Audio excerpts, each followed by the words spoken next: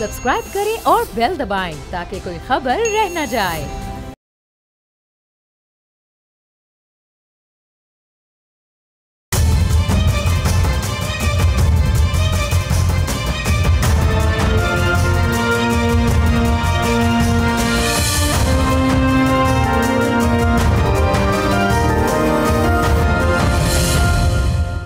अस्सलाम वालेकुम, आप देख रहे हैं बोल रिपोर्ट्स और मैं हूं बतूल राजपूत। पिछले 2 दिन से एक बड़ी पॉलिटिकल एक्टिविटी इस्लामाबाद में हो रही थी जिसमें पाकिस्तान तहरीक इंसाफ ने मुख्तलिफ अपनी इत्तेहादी सियासी जमातों को बुलाया था। तहरीक तहफ़्फ़ुज़ आईन पाकिस्तान के नाम से कॉन्फ्रेंस थी जिसमें ये कहा तो जा रहा था कि नून लीग को भी दावत देंगे, पाकिस्तान पीपल्स पार्टी को भी दावत देंगे, लेकिन इन पार्टीज़ के नुमाइंदे इसमें नज़र नहीं आए और ऐसा लग रहा था कि शायद DGISPR की कॉन्फ्रेंस के बाद जो एक स्लो टोन अपनाई है PTI ने, उसके बाद कोई ऐसी हिकमत अमली होगी जिसकी वजह से PTI के लिए हालात ठीक हों। लेकिन जो एग्रेसिवनेस दिखाई गई है, बज़ाहिर ये कहा गया है कि आप एक बाकायदा स्ट्रैटेजी बनाएं मज़ाहमत के लिए।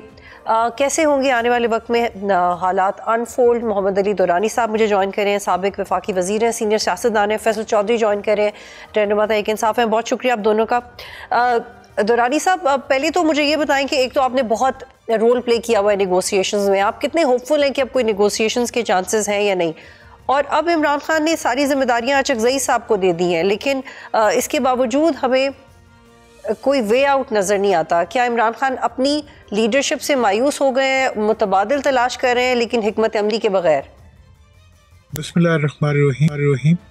देखें, जहाँ तक सवाल है नेगोशिएशंस का और रिकन्सिलिएशन का, मैं तो इसका शुरू से दाई हूँ और इसके लिए बहुत कोशिश भी हमेशा करता रहा हूँ। लेकिन मेरी आज की डेट पे ये ओपिनियन है कि इस वक्त रिकन्सिलिएशन के लिए कोई मूव इसलिए नहीं कामयाब हो सकती कि रिकन्सिलिएशन का स्टीयरिंग जो है वो अब है हुकूमत के पास, और हुकूमत उसको बिल्कुल ऑपोजिट डायरेक्शन में, मतलब राइट अगर जाना है तो वो लेफ्ट पे उसको कंप्लीट टर्न करके खड़ी हुई है। क्योंकि इस वक्त किसी किस्म की रिकन्सिलिएशन जो है वो हुकूमत को वारा नहीं खाती, क्योंकि ये रिकन्सिलिएशन का मतलब ये होगा कि PTI और इस्टेब्लिशमेंट के दरमियान कम होना शुरू हो जाएंगी, जबकि गवर्नमेंट ने तो पूरे का पूरा फायरवर्क रखे हुए हैं शुरू से कि वो चाहते हैं कि ये जो कन्फ्रंटेशन है एट इट्स पीक रहे, और वो अभी भी उसी पे लगे हुए। लिहाजा खान साहब ने पूरी कोशिश की है कि महमूद खान साहब और दीगर जो सीनियर लीडर्स हैं उनके ज़रिए किसी नेगोशिएशन की कोशिश करें, लेकिन मेरा नहीं ख्याल कि ऐसी कोई नेगोशिएशन कामयाब हो सकेगी। आई डोंट थिंक, क्योंकि हुकूमत अभी बिल्कुल इस और दुरानी साहब, अचकज़ई साहब ने ये भी कहा है कि डायलॉग, हम जमहूरी डायलॉग करने के लिए तैयार हैं, लेकिन इमरान खान तो किसी से भी डायलॉग करने के लिए तैयार नहीं है। तो एक दफ़ा फिर ये वाज़े हो गया है कि PTI जब सबको इकट्ठा करती है और वो एक कंपोज पॉलिसी बनाना चाहते हैं तो फिर मुख्तलिफ बयानात आने की वजह से फिर वो क्लैरिटी नज़र नहीं आती। अब अचकज़ई साहब किससे कह रहे हैं कि जमहूरी डायलॉग बनने चाहिए? अब मैं इस कॉन्फ्रेंस के साथ तो बैठ नहीं रहे। हाँ बिल्कुल, मैं इस कॉन्फ्रेंस के बारे में, देखें, इसमें आप 3-4 स्टेप्स में ये हुआ है। पहले स्टेप में ये हुआ कि उन्होंने PMLN को इनवाइट नहीं किया, सिर्फ पीपल्स पार्टी को इनवाइट किया, जो कि बहुत ही एक मतलब गैर मुनासिब सी बात थी, और उसका मतलब ये लग रहा था कि क्लैरिटी नहीं है मैनेजमेंट के दिमाग में कि वो चाहते क्या है। असल में 2 स्टेप्स में सारे काम हो सकते हैं। एक स्टेप तो ये है कि सारी ऑपोजिशन को पहले यूनाइट किया जाए, और फिर वो यूनाइटेड ऑपोजिशन जो है वो एक स्ट्रेटजी बनाए और वो स्ट्रेटजी लेके सब लोग चलें। तो वो तो उससे तो वो कन्फ्यूजन लग रही थी। खैर, उस पर मेरा तो क्रिटिसिज्म भी था। मेरा ख्याल था कि इससे ये मतलब लग रहा है कि आप मतलब इमरान खान को इररेलेवेंट बनाने के लिए पीपल्स पार्टी को ला रहे हैं, क्योंकि उसका जो बेसिक नैरेटिव है वो इस चीज़ से कंपैटिबल नहीं है कि एक पार्टी के साथ बैठ जाए या किसी एक के साथ बैठ जाए। अब ये हुआ कि वो तो खैर उन्होंने विड्रॉ कर दिया, इंटेलिजेंटली मूव किया। अब ये है कि इस वक्त आगे के लिए जो लाहे अमल बनाना है वो अब आज का मुझे तो अभी तक नहीं इतला कि क्या लाहे अमल ये बना सके हैं या इन्होंने बनाया आया है, क्योंकि बहुत ज़्यादा उसको इन्होंने फैला दिया था। लिहाजा अब जो सूरत हाल है, अब भी अपोजिशन को चाहिए कि वो एक पूरा चार्टर ऑफ डिमांड हुकूमत के सामने रखें और उसके ऊपर इबलाग करें, पब्लिक को बताएं कि जी हम तो ये मांग रहे हैं इनसे, ये हमें नहीं दे रहे, बट रोज बैठते हैं, आओ जी बात करें, आओ जी गले मिले। और गले मिलने से कोई मसला हल होता है? व्हाट, आपने बहुत राइटली पॉइंट, राजा साहब ने भी ठीक कहा कि हम क्या कहें भाई, आपका तो ड्यूटी है कहना, आप वो बना के लाएं जो आपने कहने हैं। कुछ आपको हेल्प की जरूरत हो तो आपको हर कोई, हम भी हेल्प करने के लिए तैयार है कि जो उन्होंने आगे लेके चलना है हम उसके लिए उनकी पूरी हेल्प कर सकते हैं कि भाई आप ये इश्यूज जो है इसी तरह से आगे बढ़ाएं। मैं कोशिश करूंगा चंद दिनों में मैं दे भी दूंगा इनको एक चार्टर बना के जिसके ऊपर ये अपनी निगोशिएशंस को आगे बढ़ा सके। लेकिन यह है कि इस वक्त they are completely lacking focus. होता यह है कि निशिस्तन गुफ्तन बर्खास्तन, मीडिया ऑफ हो गया, फोटो हो गया। अब मीडिया, आप देखें ना, मीडिया एक बहुत बड़ा अट्रैक्शन है तमाम लीडरशिप्स के लिए, सबके लिए। लेकिन साहब आगे बढ़ने से पहले ये बताइएगा कि नेशनल यूनिटी गवर्नमेंट एस्टैब्लिशमेंट के भी इंटरेस्ट में है, नून लीग के तो इंटरेस्ट में नहीं है, फिर पीटीआई के इंटरेस्ट में कैसे होगी? क्योंकि उस तरह की गवर्नमेंट में ज्यादा टेक्नोक्रेट्स चाहिए होते हैं, प्रोफेशनल ओरिएंटेड लोग ज्यादा चाहिए होते हैं, जो पीटीआई के पास तो नहीं है अब। नहीं, नेशनल यूनिटी, तो फिर पीटीआई का क्या स्टेक होगा इसमें? नेशनल यूनिटी गवर्नमेंट जो है ना बतूल, वो उसके अंदर ये होता है कि जो जिसके मॉडल मैंने बताए हैं साउथ अफ्रीका का, ब्रिटेन का, कि जो मेंबर्स इलेक्टेड आए होते हैं तमाम पार्टीज के, वो इकट्ठे मिलके उसको बनाते हैं। और ये एक बड़ा ही सक्सेसफुल डेमोक्रेटिक मॉडल। तो वो जो है ये माजी में एक, ये जो आप बात कर रहे हैं इसका मतलब है कि इसके लिए तो पीटीआई को फिर एक नंबर ऑफ सीट्स, उसका साइज ज्यादा चाहिए। इन सीट्स के साथ तो पीटीआई कभी नहीं चाहेगी कि वो नेशनल यूनिटी गवर्नमेंट बनाए। देखिए, नेशनल यूनिटी गवर्नमेंट जो बनती है वो तमाम पार्टियों को यूनाइट करके, जिसमें नून भी होगी, पीपल्स पार्टी भी होगी, पीटीआई भी होगी, जितनी पार्टियां पार्लियामेंट में होती हैं उसके ऊपर बनती है, अगर वो तैयार हो तो। अगर ना हो तो उसके लिए और ऑप्शंस हैं। जब मुझे कहेंगे मैं 5 ऑप्शन बता के दे दूंगा, और वो मॉडल्स बताएंगे जो दुनिया में टेस्टेड है। ये नहीं कि जी हम कोई वो लेके आ जाएंगे कि हम इनको वो मॉडल्स बता। देखिए, अब हमारा मुल्क जो है इस वक्त एक उस पे फंस चुका है, एक ऐसी, मतलब कहीं ना आगे बढ़ने की जगह है ना पीछे बढ़ने की, बस सींग फंसे हुए हैं। ऐसी सूरत हाल में आपको out of the box solutions जो है उनको वर्कआउट करना पड़ेगा, और वो जो होंगे वो डेफिनेटली वो एक इसके नेशनल इंटरेस्ट में होंगे, वो सारे के सारे जो मॉडल्स हैं। तो इसलिए ये तो एक साहब please I hold you here. Faisal Chaudhry साहब ने भी हमें ज्वाइन किया है। फैसल चौधरी साहब, कल से लेके अब तक जो हमने तकरीर सुनी है कॉन्फ्रेंस में, वो तो बड़ी मज़ामती है, एग्रेसिव है। ऑन द अदर हैंड आप जैसे लोग भी हैं जो कह रहे हैं कि हर हाल में डायलॉग होना चाहिए। तो और फिर ये कौमी कॉन्फ्रेंस लग भी नहीं रही है, इसमें पीएमएलएन और पीपल्स पार्टी की नुमाइंदगी नहीं थी। तो फिर एक दफ़ा एक बड़ी एक्सरसाइज हुई लेकिन उसका कोई नतीजा नहीं निकल सका। देखिए, ये नतीजा इसका निकलना भी नहीं था, क्योंकि देखिए जब भी आप कोई चीज करते हैं उसका पहले कोई स्कीम ऑफ थॉट्स होती हैं। जब आप की प्रेस जो कॉन्फ्रेंस में मौलाना फजल रहमान साहब नहीं है, पीपल्स पार्टी नहीं है, नून लीग नहीं है, तो फिर इसको कौमी कॉन्फ्रेंस कहना तो बजा तौर पर ज़्यादती होगी। ये बात पीटीआई की जो मौजूदा काबरीन है उनको समझने की ज़रूरत है कि जो सियासत है उसमें मैना मानू वाली बात नहीं होती। और ये जो एक समझें कि मज़ामती बयानिया बनाया गया है, उसकी वजह से आज आप देखिए ना कि पीटीआई को कोई फ़ायदा तो नहीं हुआ, ना उनकी इमरान खान को फ़ायदा तो नहीं हुआ, उल्टा नुकसान ही हो रहा है। और ये नुकसान मज़ीद बढ़ेगा अगर इस पे तवज्जो ना की गई। इसी वजह से हम ये कह रहे हैं अल्टीमेटली भी आपने डायलॉग में बैठना है, और जिन लोगों से आप बात करना चाहते हैं वो आपसे बिल्कुल बातचीत करने में इंटरेस्टेड नहीं हैं। और सियासी लोग जो हैं उनमें से कुछ लोग बिल्कुल ऐसे हैं जो ये समझते हैं कि मुल्क में सियासत की स्पेस ख़त्म हो रही है, और लिहाजा जो है सियासी लोगों को मिल बैठना चाहिए। देखिए, जो चीज़ इस वक्त खान साहब तो ज़ाहिर जेल के अंदर हैं, उनको तो ये हैंडीकैप देना पड़ेगा। लेकिन फैसल ये भी वाज़ेह कर दें कि जो स्ट्रीट मूवमेंट है इससे आप क्या एक्सपेक्ट कर रहे हैं? क्योंकि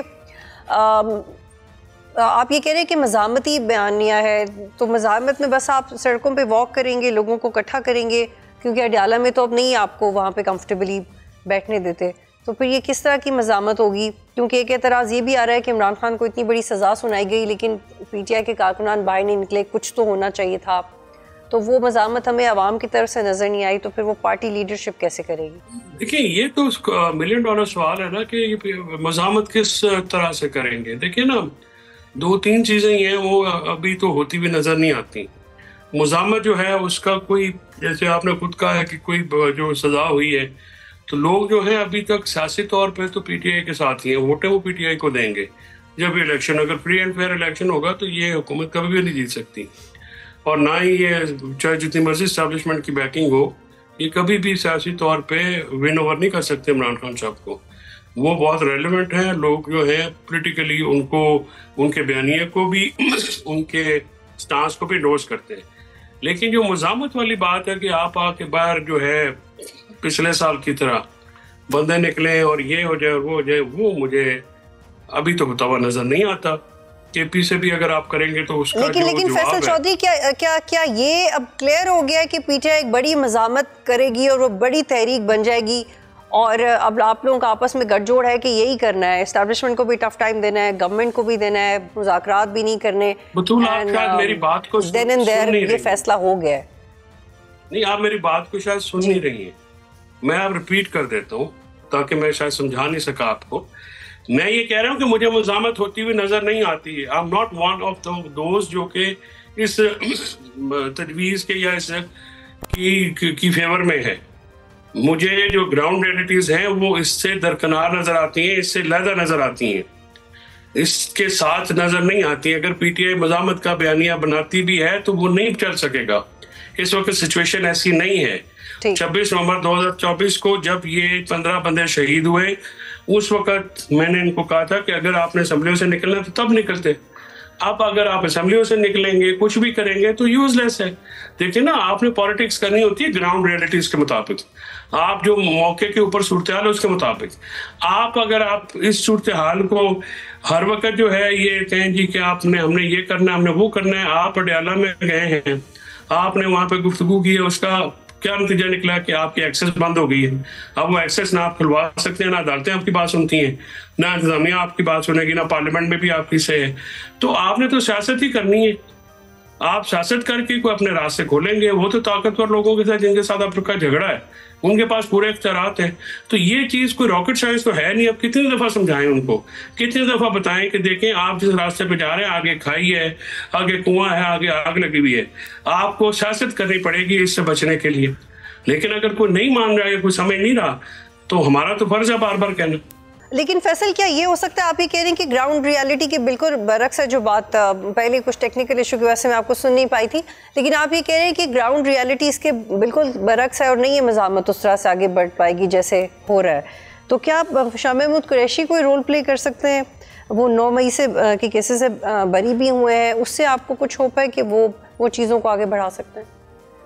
नहीं, शाह महमूद कुरैशी साहब तो देखिए रोल तो वो प्ले कर सकते हैं, लेकिन अगर वो अकेले होंगे तो वो तो भी शायद उसको जिस तरह से सबको तनकीद का सामना करना पड़ता है, उन बेचारों की तो बेल हुई 2.5 साल बाद, तो उनको भी इन्होंने किसी और लाइन में रख दिया।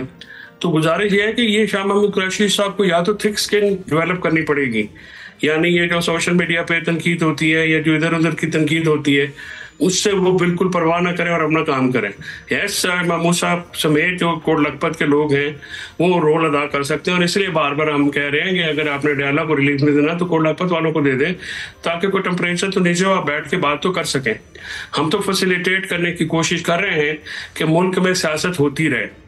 जो जिस तरह के मामला दोनों तरफ से हैं और हुकूमत की तरफ से, देखें ना, इसमें 3 फरीक हैं। इसमें एक फ्रीक इस्टेब्लिशमेंट है, दूसरा फ्रीक हुकूमत है, और तीसरा सबसे बड़ा फ्रीक PTI है। अब तीनों जब तक 2-2 कदम पीछे नहीं हटेंगे, ये मामला आगे नहीं बढ़ेगा। ये सजाएं ना होती इस मौके के ऊपर तो अच्छा जैसे जाना चाहिए था, वो चला जाता। इस मौके के ऊपर सजाएं दे के मैं समझता हूँ कि गवर्नमेंट भी जो है वो टेम्परेचर नीचे लाने में नाकाम भी रही है और रियलाइज भी नहीं करी कि आखिर इस आग में जो है सबसे पहले घर जो है वो हुकूमत का जलता होता है, क्योंकि जब भी हुकूमत होती है, जो भी हुकूमत होती है, आखिर बर्डन तो उसी पे पड़ता है। जी, मैं ख्याल है कि politically it's fair enough statement. Durrani साहब, आप इस पे अपना फीडबैक दीजिएगा, क्योंकि अब तो ये भी कहा जा रहा है कि और भी सज़ाएं होंगी, और भी केसेस खुलेंगे। बल्कि कल एक लॉ एक्सपर्ट हमारे शो में थे, उन्होंने कहा था कि जिस तरीके की ये सज़ाएं हो गई हैं, टेक्निकली इमरान खान ज़िंदगी भर जितनी भी उनकी ज़िंदगी है वो बाहर नहीं आ पाएंगे। तो कैसे फिर टेम्परेचर नीचे लाया जा सकता है? देखिए बतूल, पहली बात तो जो फैसल ने ओवरऑल एक पिक्चर दिया ना, एक बिल्कुल, मैं स्टूडेंट ऑफ पॉलिटिक्स हूँ और मैं प्रैक्टिकल पॉलिटिक्स का बंदा हूँ, मैं उनकी बात से बिल्कुल अग्री करता हूँ। क्लैरिटी चाहिए, खुद लीडरशिप को क्लैरिटी चाहिए कि आज की पोजीशन क्या है और उन्हें आगे क्या बढ़ना है। देखें, 3-4 फैक्टर्स बिल्कुल क्लियर हैं कि हुकूमत किसी सूरत में कोई रिकंसिलिएशन या कोई रिलीफ देने के लिए इसलिए तैयार नहीं है कि वो चाहती है कि पीटीआई को दीवार से लगा के उनसे वो रवैये लिए जाएं जो रवैये वो दे देते हैं उनको। मतलब टकराव की रवैये लेना पीटीआई से हुकूमत की ख्वाहिश है ताकि वो एस्टैब्लिशमेंट के साथ दस्तों गिरेबान रहें। एट द सेम टाइम वो इन एस्टैब्लिशमेंट के सामने भी इनको इस तरह पोर्ट्रे करते हैं कि जैसे ये बहुत बड़े कोई दहशतगर्द हैं, ये आ गए तो हर चीज़ ख़त्म हो जाएगी। ये तो इस तरह की बात होगी। अब जहाँ तक इस वक्त की सूरत हाल है, इसमें आगे बढ़ना एक कौमी तकाज़ा है। हुकूमत नहीं समझ रही कि ये सब कुछ जिस घर को आग लगा रही है, वो जिस शाख को वो काट रही है, उस पर वो खुद भी तो बैठी हुई है। यही मुल्क है ना, उनका भी हमारा भी। गो के उनकी जायदादें और पैसे मुल्क से बाहर है, लेकिन फिर भी ये मुल्क तो हमारा ही है ना। तो इस वक्त की जो आप देखें, अब कल का जो फैसला आया है ये वाला इसका इमरान खान के खिलाफ और उनकी एहलिया के खिलाफ, अगर ये फैसले आगे बढ़ गए और ये हाइब्रिड जो आपका वो है एहतसाब वो चलता रहा, तो मुझे बताएं इन लीडरों में से कौन है जो बचेगा इसी किस्म के फैसलों से? सारों को इसी किस्म के फैसले फेस करने पड़ जाएंगे इन ड्यू कोर्स, जब वक्त आएगा।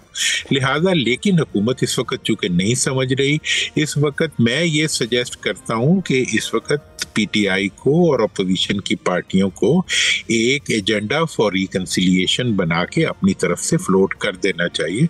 अगर उसमें वो कहेंगे तो मेरा ख्याल है फैसल बहुत हेल्प कर सकते हैं, मैं कर दूंगा, बाकी सब भी कर देंगे, कि एक एजेंडा बना के उसको पब्लिक में फ्लोट किया जाए। आपको इस वक्त पहले पब्लिक को ज़हनी तौर पे एंगेज करना है। आपने पब्लिक को खौफ ज़्यादा कर दिया है कि आपकी जद्दोजहद का एक ही रास्ता है कि आप जाके सर फाड़ लें अपना, या आप जाके जेल में बंद हो जाएं, या जाके आप जो है पुलिस के साथ टक्कर ले लें, या आप जाके किसी गाड़ी को जाके वो टक्कर मार दें, या धरना दे दें। फिर धरनों से नई सियासत होती।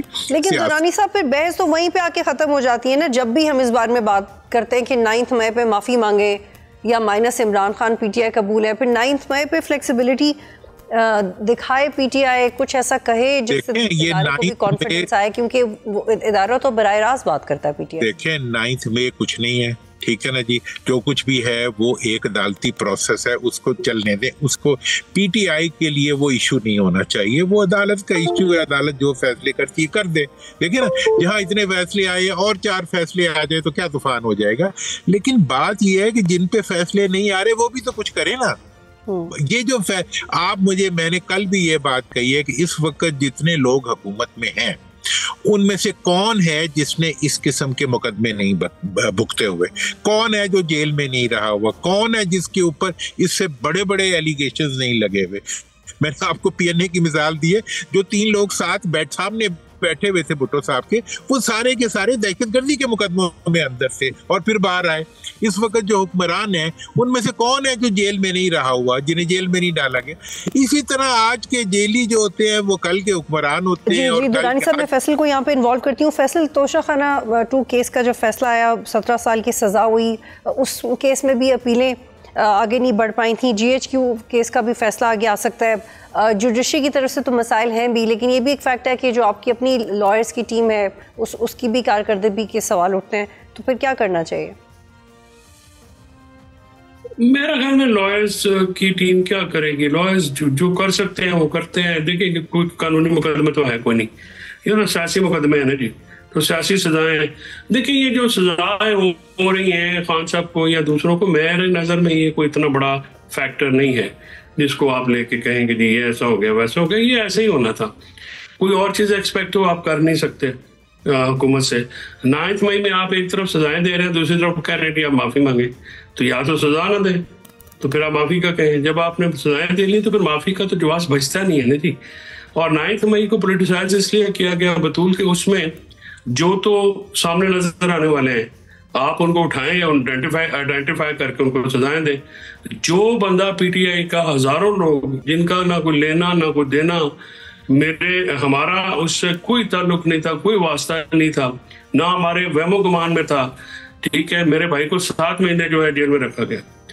और इसी तरह पीटीआई की बहुत लंबी लीडरशिप है, उसको जो है वो जेलों में 9 मई में रख लिया गया। भाई जो जिसका नहीं ताल्लुक, अगर आप उसको शामिल करेंगे तो फिर तो मुकदमा पोलिटिसाइज होगा। या तो आप कोई बहुत मेरिट पे मुकदमा चला रहे हो, तो 9 मई तो इस वक्त इतना पोलिटिसाइज मुकदमा है कि उसमें कोई दमखम नहीं है। इदारा जो भी है उसने भी तो एक गिवन सरकार अपना रूल्स एंड रेगुलेशंस और कॉन्स्टिट्यूशन के अंदर काम करना है ना जी। वो जो भी सिलसिला होगा, 9 मई के जितने मुल्ज़िम आपके वीडियोस में हैं या जो उनके हैं उनको आप दें सजाएं जो भी करनी है। दूसरा ये भी मैं आपको बता दूं कि जिस दिन पॉलिटिकली जरूरत पड़ी ये सजाएं रातों रात रिवर्स हो जाएंगी। इन सजाओं का कोई ना मुंह है, ना सिर है, ना पैर है, ना इन्होंने कुछ सस्टेन करना है। हाँ, अगर पीटीआई ने सियासत नहीं की और यही एक जिद पे पकड़े रहे और जिद का शख्साना ये कि जी आप मज़ामत करें और ये करें और वो करें, वो फिर उसके लिए फिर नताइज भी भुगतने पड़ेंगे। और ये तेवर भी आप दिखाएं और फेवर भी मांगे, ये दो चीज़ें नहीं हो सकती।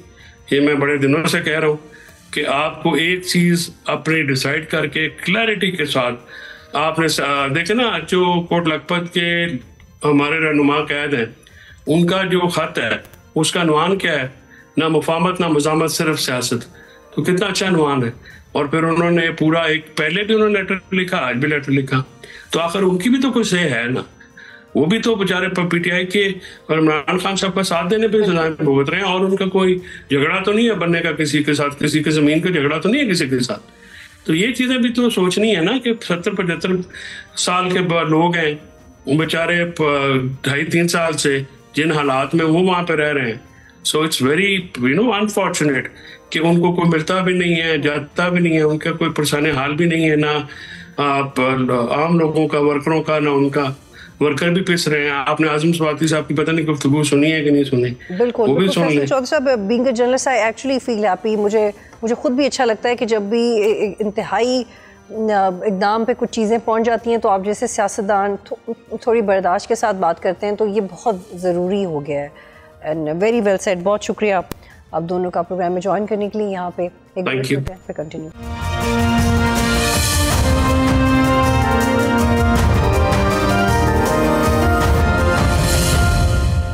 प्रोग्राम में खुशामदीद। गुज़श्ता दिनों कौमी असम्बली की कायमा कमेटी बराए ओवरसीज़ में एक रिपोर्ट पेश की गई।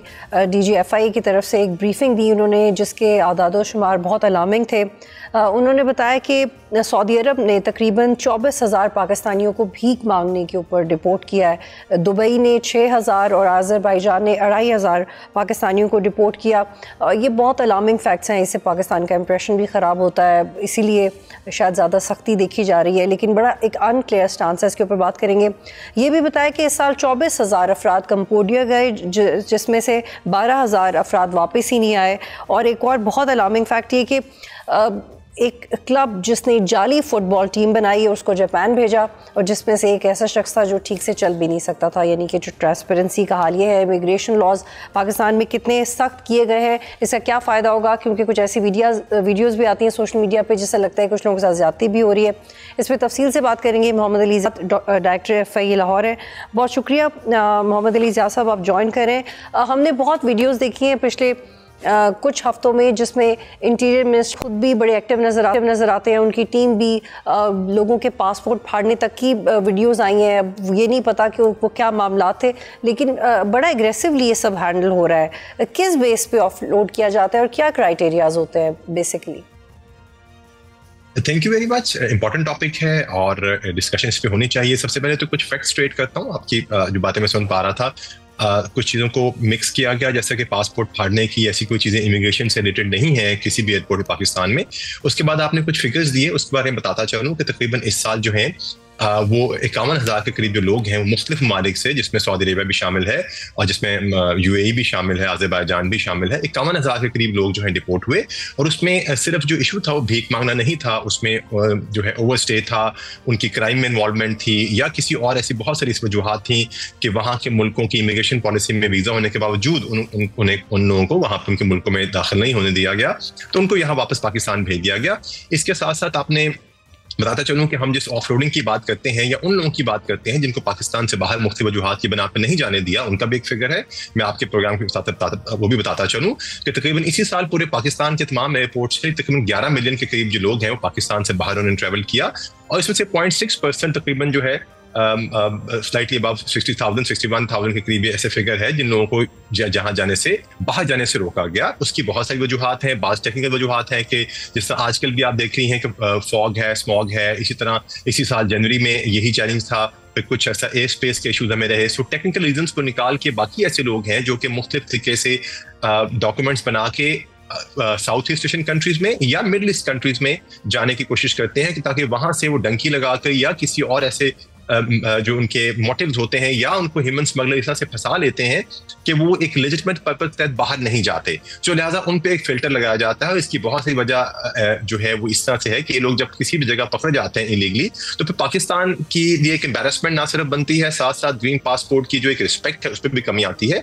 और आपने ब्रीफिंग का भी इजहार किया अपने, जो मैं स्टार्ट में सुन रहा था, यही ब्रीफिंग जो है डायरेक्टर जनरल की तरफ से वो हमारे जो है इंटीरियर मिनिस्टर को भी दी गई और प्राइम मिनिस्टर पाकिस्तान को भी दी गई। उसमें बहुत सारी ऐसी एफर्ट्स हैं इमिग्रेशन की जिसको सराहा गया, चूंकि इन बहुत सारे इकदामात की वजह से ना सिर्फ मुख्तलिफ यूरोपीय जो ममालिक हैं उन्होंने हमारी एफर्ट्स को सराहा है, बल्कि पाकिस्तान में जो हमारा ग्रीन पासपोर्ट है उसकी भी जो वैल्यू है वो इंक्रीज होकर 92 पे आ गई है। और मोहम्मद अली, ये तो बिल्कुल क्लियर है कि ये एफर्ट्स इसलिए हो रही हैं ताकि पाकिस्तान का जो सॉफ्ट इमेज है इसके ऊपर मजीद काम किया जा सके। लेकिन क्या इसके तरीक़ाकार में कोई तब्दीली होनी चाहिए, क्योंकि जो लोग टिकट्स ख़रीद चुके हैं या वीज़ा पे पैसा लगा चुके हैं वो एयरपोर्ट पहुंचे और उनको ऑल ऑफ अ सडन पता चले कि आपका प्रोसेस ट्रांसपेरेंट नहीं है तो आप घर जा सकते हैं। इस चीज़ को उनके एयरपोर्ट आने से पहले भी एड्रेस किया जाना चाहिए। इसके ऊपर भी आप काम करें ताकि उन्हें पहले ही पता हो कि ये हो नहीं पा रहा है, जो शुड स्टे बैक, और इतना पैनिक ना हो जैसे लोग हो रहे हैं। बहुत अच्छा क्वेश्चन है आपका, बड़ा वैलिड क्वेश्चन है। पहले तो मैं इसमें एक चीज बताता हूँ कि नौबत आती ही क्यों है। जब ये नौबत आती है तो आप देखें जिन लोगों को इसके अंदर ह्यूमन स्मगलर फंसा रहे होते हैं, काफी हद तक उनको इंटेंट जो है क्लियर होती है कि जिस तरह का रास्ता वो अडॉप्ट करने जा रहे हैं वो कहीं ना कहीं लाजमी तौर पे ऐसी जगह पे लीड करेगा जो कि बेहतर नहीं होगी। मैं इसको एक मिसाल दूंगा आपको मैं, जैसा UAE का वीजा अगर आप नॉर्मल सर्कमस्टांसेस में लगवाते हैं एज अ फैमिली, आपको पता है बहुत सारे मिसाइल भी आज के वीजा में हमें आ रहे हैं, लेकिन 35 से 40 हज़ार रुपया एक वीजे का जो है वो चार्जेस होते हैं। लेकिन ये ह्यूमन स्मगलर ऐसे लोगों को जिनको जॉब का झांसा देके ट्रांजिट करते हुए जाते हैं, इनसे बहुत एक्सपोनेंशियली हाई प्राइसेस लेते हैं और कहीं ना कहीं इनको इस तरह के पैकेजेस दे रहे होते हैं और इस तरह की इनको टेम्पटेशन दे रहे होते हैं कि इनको कुछ अंदाजा पहले होता है कि जिस तरह की चीज बताई जा रही है एक्चुअली उस तरह का प्रोडक्ट नहीं होगा। बावजह इसके ये तो वो फिगर है जो आपको नजर आ गया, हमने आपको बता दिया। बहुत सारे ऐसे लोग हैं जिनको पहली स्टेज पे ही इन्हीं ट्रैवल एजेंट्स को पकड़ने के बाद इंटरसेप्ट किया जाता है और उनको बताया जाता है कि आप इन गलत लोगों के हत्थे चढ़ रहे हैं और चढ़ने से बचिए, और इन लोगों के पैसे वापस दिलवाए जाते हैं। वो भी एक प्रोसेस बैक एंड पे चल रहा होता है। मैं इसकी एक एग्जांपल दूंगा आपको कि हमने इसी तरह के एक ह्यूमन स्मगलर पकड़ा जो लोगों को लेके जा रहा था बाहर के मुल्क में। उसके हमने 5 से 6 लोग इंटरसेप्ट किए, उनको पकड़ा, और उनको पकड़ने के बाद जिन फर्दर तकरीबन 125 के करीब लोगों को उसने इसी तरीके से उनकी इन्वेस्टमेंट ली हुई थी, टिकट्स लाई थी, उनको एडवांस में इंटरसेप्ट करके उनको बताया गया, फिर बाद में उनकी टिकट्स कैंसिल करवाई गई, उनकी रेमेडी की गई। सो ये भी प्रोसेस, आपका क्वेश्चन बहुत वैलिड है। इस प्रोसेस में हम साथ के साथ चल रहे होते हैं। और सबसे बड़ी आई थिंक जो एक पिछले 2 से 3 हफ्तों से ये अवेयरनेस कैंपेन चल रही है, हम आपके सामने आ रहे हैं, जवाब दे रहे हैं आपके जो बहुत वैलिड क्वेश्चन है, और जो एक पॉजिटिव क्रिटिसिज्म भी है उसको भी फेस किया जा रहा है। सो मेरा ख्याल है इन बहुत सारे प्रोग्रामों से लोगों को बहुत सारी अवेयरनेस हो रही है, और इन सब चीजों को फर्दर सब्सटेंशिएट करने के लिए हमने एक 24/7 अपना जो यूनिवर्सल एक्सेस नंबर है वो एयरपोर्ट्स पे डिस्प्ले कर दिया है, हमने फेसबुक अपने पेज पे लगा दिया है।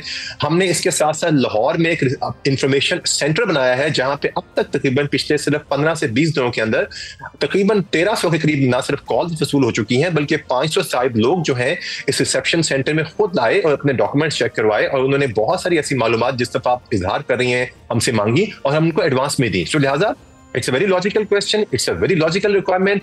हम इसके लिए काम कर रहे हैं और लोगों से हम सिर्फ अवेयरनेस मांग रहे हैं कि अगर आपको इस किस्म का जहां से क्योंकि आमतौर पर एयरपोर्ट्स ये एक बहुत रशी एक्टिविटी होती है और डेडिकेटेड स्टाफ होता है, लेकिन जो सोशल मीडिया पे हमने वीडियोस देखी उसमें लग ये रहा है कि जो काउंटर पे लोग हैं जिनका काम टिकटिंग या क्लियरिंग या लगेज को मेंटेन करवाना है, वो ही एक्सप्लेन भी कर रहे हैं पैसेंजर्स को कि मसला क्या है। इससे उनका वक्त भी ज़ाया हो रहा है और कंफ्यूजन भी फैल रही है। क्या आप लोग ने डेडिकेटेड स्टाफ रखे? आपने हेल्पलाइंस तो बनाई हैं, क्या ऐसा स्टाफ भी है जो किसी के देन एंड देयर ऐसे मसले को सॉर्ट भी करे अगर वो हो सकता है तो?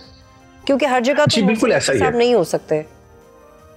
देखिए बिल्कुल ऐसा है, इसमें जो एक लीडरशिप हमारी है, हमारे मिनिस्टर हैं, हमारे डीजी हैं, डेफिनेटली वो इस चीज को एक पहचानते हुए फिजिकली आ रहे हैं, which is with a sign of symbolic and sign of motivation for us as well. लेकिन एक सिस्टम इसके पीछे पूरा काम करे। सबसे पहली बात तो ये है कि जो बहुत सारी वीडियोज और फोटोज अगर आप देखें, आप उन्हीं वेबसाइट्स को रिविजिट कीजिएगा, उसमें से कुछ तो फोटोज ऐसी हैं जो कि आपको लगेगा कि जो कि मुख्तलिफ सॉफ्टवेयर की मदद लेके बनाई गई हैं, और इसके साथ साथ आप वीडियोज जो हैं वो टाइम फ्रेम में शायद डिफरेंट भी हो सकती हैं, बट डेफिनेटली ऐसी वीडियोस हैं जहां पे रश नजर आ रहा है और जहां पे लोगों का एक हजूम नजर आ रहा है। उसके लिए हमारा एक प्रॉपर प्रोसेस होता है।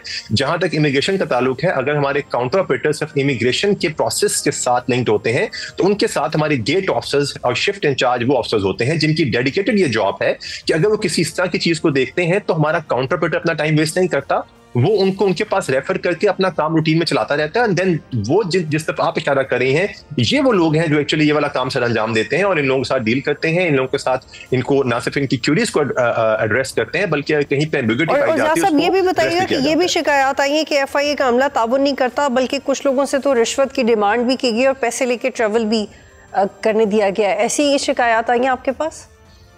सबसे पहली बात तो देखिए कि शिकायत आना जो है वो सिर्फ एक नेगेटिव टर्मिनोलॉजी नहीं है, एक पॉजिटिव भी है। जो महकमा है वो डेफिनेटली इवॉल्व करता है। अगर कंप्लेंट सिस्टम है, रिड्रेसल सिस्टम है, टेलीफोन नंबर डिस्प्लेस किए हुए हैं, तो मुख्तलिफ कंप्लेंट्स का आ जाना मैं समझता हूँ कि किसी भी महकमे के इर्तिका के लिए अच्छी बात होती है। लेकिन आप यहाँ पे एक और चीज देखिए कि अगर हमारे मिनिस्टर, हमारे सीनियर ऑफिसर्स जो हैं वो एयरपोर्ट्स पे हैं, वहाँ लोगों को न सिर्फ वेलकम कर रहे हैं बल्कि वहाँ पे उनको बता रहे हैं कि किस तरह से एक क्विकली सारा इमिग्रेशन का अमल हो रहा है। So that is one indication कि हम लोग डेडिकेटेड हैं इस तरफ। जहां तक आपने करप्शन की बात की, आप देखें कि इतने ऐसे से कैंपेन चल रही है, अल्हम्दुलिल्लाह मैं समझता हूं कि हमारे लिए बड़े एक फख्र की बात है। कोई भी ऐसा स्पेसिफिक केस जो है वो सामने नहीं आया जहां पे कोई ऐसी एलिगेशन हो।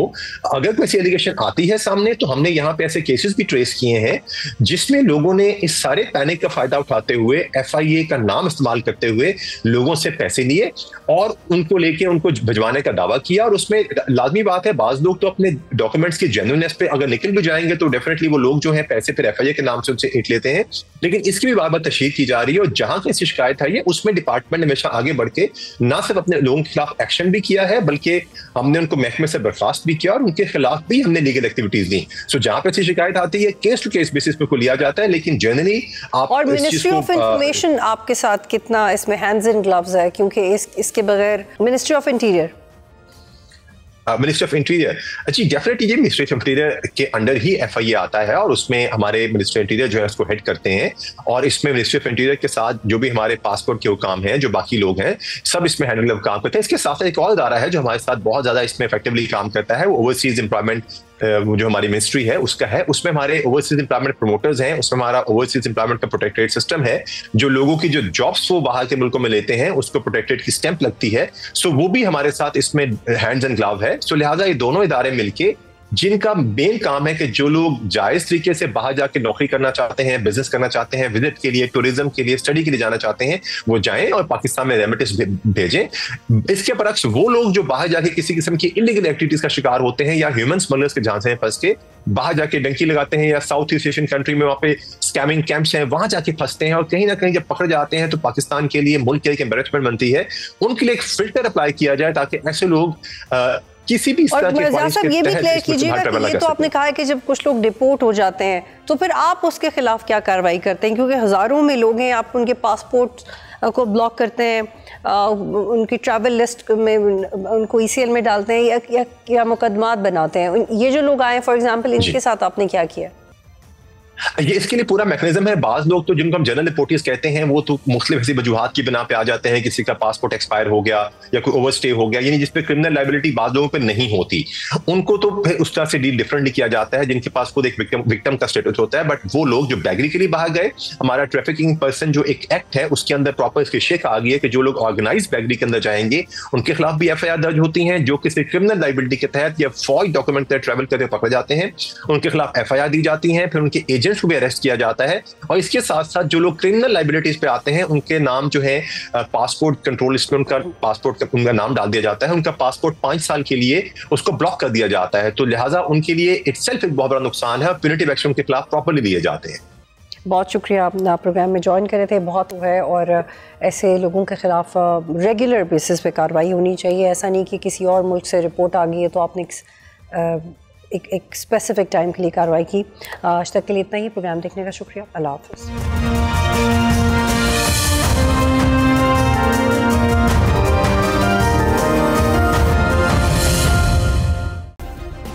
सब्सक्राइब करें और बेल दबाएं ताकि कोई खबर रह न जाए।